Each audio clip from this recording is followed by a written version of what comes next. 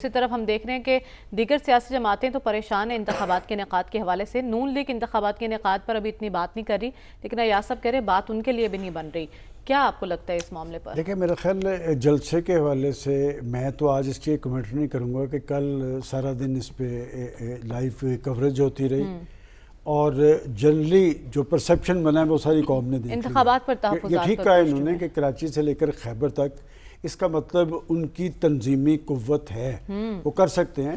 اور اگر یہ کوئی مغالطہ ہے کہ وہ اس کے بعد دوبارہ بھی میرے خیال کچھ دنوں کے اندر کسی اور شہر میں بھی ہو جائے گا. اچھا، آپ نے کہا کہ وہ سیاسی جماعتیں پریشان ہیں. صرف سیاسی جماعتیں پریشان نہیں ہیں، اور بہت سے حلقے بھی پریشان ہیں کہ نون لیگ جس کے بارے میں خود ایک پرسیپشن یہ تھا کہ 16 ماہ کی عدم کارکردگی کے بعد کیا نون لیگ کا ورکر باہر آ سکے گا. نون لیگ کا ورکر نواز شریف کے لیے باہر نکلا ہے اور وہ جس کیفیت میں تھے اس سے باہر آ کے اگریسو موڈ میں ہے. دیگر پولیٹیکل پارٹیز کو بھی چاہیے کہ وہ اپنا ایک فعال رول ادا کریں.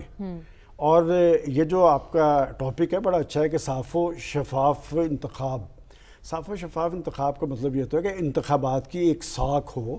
جس طرح دنیا کے مختلف ملکوں کے اندر انتخابات ہوتے ہیں تو پولیٹیکل پارٹیز انہیں مانتی ہیں، اس کے نتیجے میں ان کے معاشرے ملک آگے کی طرف چلتا ہے.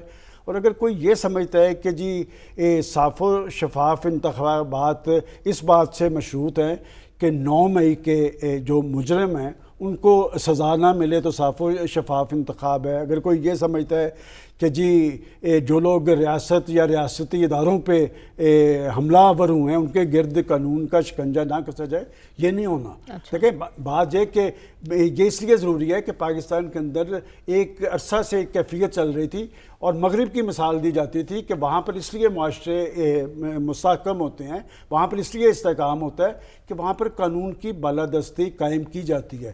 اب یہ جو قانون کے شکنجے میں پھنسے ہوئے ہیں، میں سمجھتا ہوں کہ وہ کارکن جو بے قصور ہے، ہم نہیں چاہتے کہ ان کو کسی کو سزا ملے، لیکن اگر کوئی 9 مئی کے واقعات میں براہ راست ملوث ہے، جو فوجی تنصیبات پہ حملہ آور ہوئے ہیں یا جنہوں نے ہمارے شہداء کی یادگاروں کو جلایا ہے، ان کے گرد تو قانون کا شکنجہ. اور صاف و شفاف انتخابات سے یہ بات منسلک نہیں ہے. پولیٹیکل پارٹیز اپنا رول ادا کریں. مینار پاکستان پہ باقی پارٹیوں کو بھی جلسے کرنے کی اجازت دینی چاہیے. اور باقی دیکھیں 30-35 سال سے میں اسی لاہور میں رپورٹنگ کر رہا ہوں، ہر بڑی پارٹی اسی طرح ہی جلسے کرتی ہے.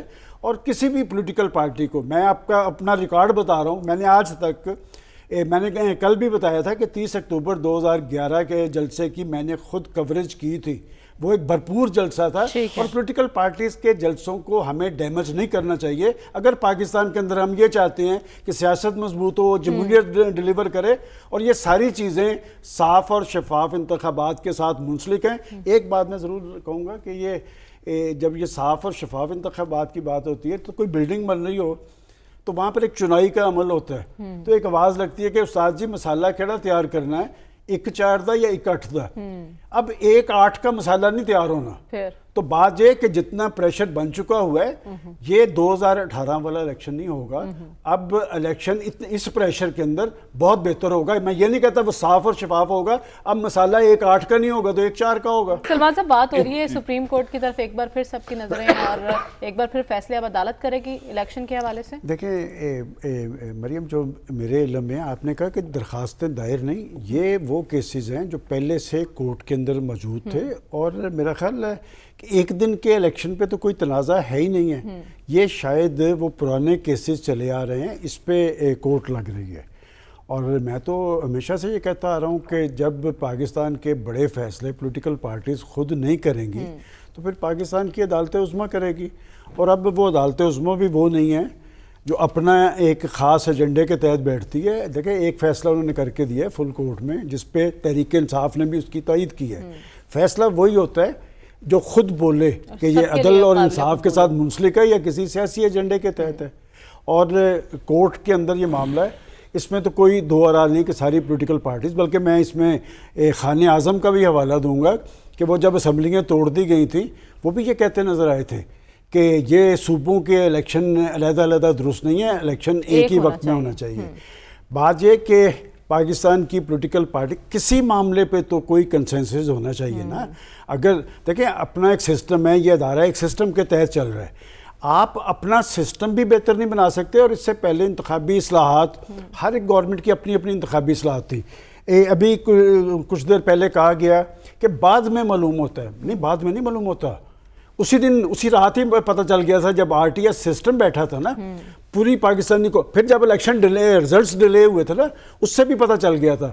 جس ملک میں رزلٹس کا پہلے پتہ ہو اور الیکشن بعد میں ہوں, اس ملک میں جمہوریت کتنی کی سٹرونگ ہونی ہے.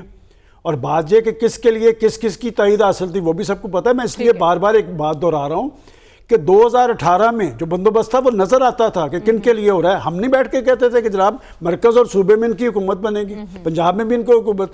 الیکشن تو نون لیگ جیتی تھی نا. ایسی فضائیں بنتی نظر آ رہی ہیں اس وقت دیکھیں مقبولیت نواز شریف صاحب نے دکھا دی ہے, قبولیت ہوگی یا نہیں اچھا یہ ابھی فیصلے ہونے ہیں. تو مقبولیت تو دکھا دیا. جادو وہ جو سر چڑھ کے بولے ہم لاکھ سے بات کے, میں ایک حوالہ دے دوں آپ کو, یاد ہوگا آپ ہی اینکر تھی جی, وہ ہمارا ایک لانگ مارچ تھا, یاد ہے.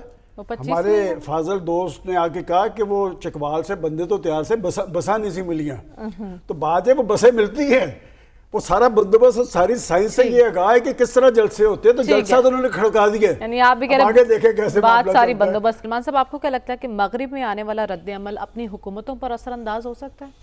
دیکھیں جس طرح کا معاشرہ ہے نا, میرا خیال ہے ہو سکتا ہے. اچھا, اس لیے کہ امریکہ نے جو طرز عمل اختیار کیا ہے وہ دنیا بھر میں اس کی رسوائی کا باعث بن رہا ہے. دیکھیں یہ وہ تھے نا وہ جو کہتے تھے جی ہیومن رائٹس, انسانیت, مہذب ممالک, وہ سارا پردہ تو ان کا چاک ہو گیا. اور اسرائیل کے بارے میں یہ ان کا ایک سیکرٹری آف اسٹیٹ اسرائیل کے بارے میں کہتا تھا کہ اس خطے کے اندر اسرائیل ہمارا جنگی طیارہ بردار جہاز ہے. دیکھیں وہ یہ شو کرنے کی کوشش کر رہے ہیں کہ جی حماس نے حملہ کیا. یہ ٹھیک ہے, چند ہزار حماس کے لوگ ہوں گے. سب سے اہم بات کیا ہے, اس الٹیمیٹم کا جو انہوں نے الٹیمیٹم دیا تھا کہ آپ غزہ چھوڑ دیں, آپ جن کی زمین ہے ان کو کہہ رہے ہیں کہ جی وہ جگہ چھوڑ دیں, اور ان کا خیال ہے کہ مظلوم ہمیشہ کے لیے مظلوم ہی رہتا ہے. میرا خیال ہے حماس کی سب سے بڑا کریڈٹ ہے, ایک تو اس نے دنیا کو 2 حصوں میں تقسیم کر دیا, اور وہ جو یاد صاحب ذکر کر رہے ہیں نا کہ وہاں کے وہ عالم اسلام کے ممالک نہیں ملے, تو یہ ان کا شوق نہیں ہے, یہ وہاں رد عمل ہے, وہاں کے لوگوں کے بھی رد عمل ہے. دیکھیں ہماری مسلم ممالک کی حکومتیں امریکہ کی طرف دیکھتی ہیں, عوام ان کے خلاف ہوتے ہیں. اب سیم وہ صورتحال جب ہم یہ کہتے ہیں نا مہذب دنیا تو نکلی ہے سڑکوں پہ. دیکھیں نا پوپ کا بھی جو بیان آیا ہے بڑا اچھا, انہوں نے کہا یہ غزہ کے اندر انسانی صورتحال ہے, جنگ بندی ہونی چاہیے. ایک بات پہ مجھے اعتراض ہے کہ جی ان کے یرغمالی چھوڑ دیں. بھائی وہ جو 5000 لوگ وہ گوشت پوست کے انسان نہیں تھے جن میں 724 تو بچے ہیں, 724 بچے شہید کیے آپ نے, 500 کتنی خواتین کو مارا, وہاں پر انسانی حقوق نہیں ان کے آئے. تو میرا خیال ہے کہ حماس نے جو کام کر دیا یہی ہوتا ہے کہ, اور کہا جا رہا ہے یہ ختم ہو جائے گی. یہ جو حریت کی بات ہے نا, یہ جو آزادی پسند لوگ ہیں یہ کبھی نہیں. دیکھیں انہوں نے تو ایک قربانیوں کی تاریخ رقم کر دی ہے, اور اصل مسئلہ اب امریکہ کا ہے, انہیں یہ نہیں سمجھ آ رہی یہ راکٹ کہاں سے آئے تھے. وہ جو یوکرین میں گئے تھے, آپ کے خیال میں وہ رشیا خاموشی سے بیٹھا ہوا ہے؟ رشیا ریزولوشن لے کے گیا سلامتی کونسل میں, چاہے وہ ناکام ہوئی ہے. دیکھیں آپ نے جب اتنے محاذ کھولے ہوئے ہیں, میں تو اب بھی کہتا ہوں میرا ایک پہلے دن سے پاکستان کا ہمیشہ رول ہوتا تھا اس ساری صورتحال میں. میرا کمپلیکس ہے یہ بہت بطور پاکستانی کہ آج پاکستان کے اندر اگر کوئی لیڈرشپ ہوتی تو دنیا کے ممالک سے وہ بات کر رہی ہوتی. نہ ہمارے نگران پرائم منسٹر سے کسی نے بات کی ہے, نہ انہوں نے کسی سے بات کی ہے. مذمتی بیانات چل رہے ہیں. ایک بات اچھی ہے, کل کے جلسے میں ریزولوشن خواجہ سعد رفیق نے پیش کی ہے, اور پھر آپ لوگوں کا جوش و خروش دیکھیں کہ لوگوں کے دل فلسطینیوں کے ساتھ ہیں. اور میں سمجھتا ہوں کہ یہ مسئلہ جب تک حل نہیں ہوگا, کشمیر اور فلسطین ریزولوشن درجنوں کے تعداد میں ہیں. آپ سوڈان میں بھی کر دیتے ہیں, آپ ایریٹریا میں بھی کر دیتے ہیں, آپ مشرقی تیمور میں بھی کر دیتے ہیں, اس لیے کہ آپ کے مفادات ہیں. کیا یہ گوشت پوست کے انسان نہیں ہیں؟ کیا فلسطینیوں اور کشمیریوں کے خون کا رنگ سرخ نہیں ہے؟ یہ ان کے عالمی معیارات ہیں. میں سمجھتا ہوں کہ مکروہ, بھیانک, شرمناک چہرہ امریکہ کا اور ان کے گباشتوں کا ایکسپوز